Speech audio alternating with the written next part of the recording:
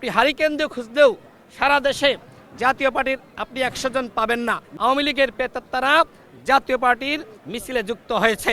আমরা স্পষ্টভাবে বলেছি যে 71-এর সাথে 24-কে মিলিয়ে কোনোভাবেই বিতর্ক সৃষ্টি করা যাবে না। যারা 71-এ শহীদ হয়েছিল তারা আমাদের বীর মুক্তিযোদ্ধা এবং শহীদ মুক্তিযোদ্ধা, এবং যারা যুদ্ধ করেছিল তাদের প্রতি আমাদের শ্রদ্ধা ভালোবাসার কোনো কমতি নাই। আমরা দেখতে পাচ্ছি যে একটি গোষ্ঠী নানানভাবে 71-কে বিতর্কিত করার চেষ্টা করছে। দেখেন, 71-এ কিন্তু পাকিস্তান আমাদের উপরে শোষণ, নিপীড়ন, নির্যাতন করেছিল।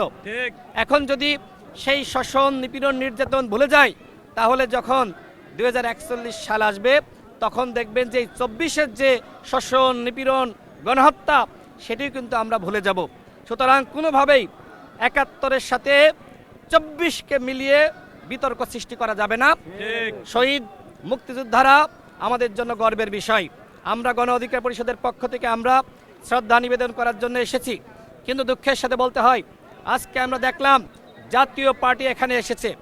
আমরা তথ্য পেয়েছি জাতীয় পার্টির এই মিছিলে, এই শ্রদ্ধা নিবেদন অনুষ্ঠানে আওয়ামী লীগের প্রেতাত্মারা জাতীয় পার্টির মিছিলে যুক্ত হয়েছে।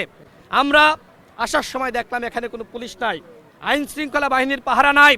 এর আগে জিএম কাদের কি বলেছিল যে আওয়ামী লীগের লোকজন যদি জাতীয় পার্টির মিছিলে আসে তাহলে আমাদের করার কিছু নাই, কারণ সমাবেশ একটি উন্মুক্ত বিষয়। তার মানে কি? তার মানে আমরা আজকে দেখলাম সেটির সত্যতা আমরা পেলাম। আজকে জাতীয় পার্টির মিছিলে আওয়ামী লীগ এসেছে। আপনি হারিকেন দিয়ে খুঁজলেও সারা দেশে জাতীয় পার্টির আপনি 100 জন পাবেন না। অথচ আমরা দেখলাম 500-600 মানুষ নিয়ে আজকে জাতীয় পার্টি শ্রদ্ধা নিবেদনের নামে আজকে তারা সাংগঠনিকভাবে ফিরে আসার একটি চক্রান্ত করছে।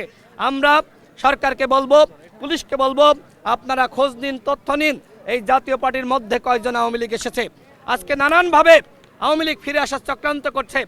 স্পষ্টভাবে বলতে চাই, বিচারের আগে আওয়ামী লীগ কোনোভাবে নির্বাচনে অংশ নিতে পারবে না।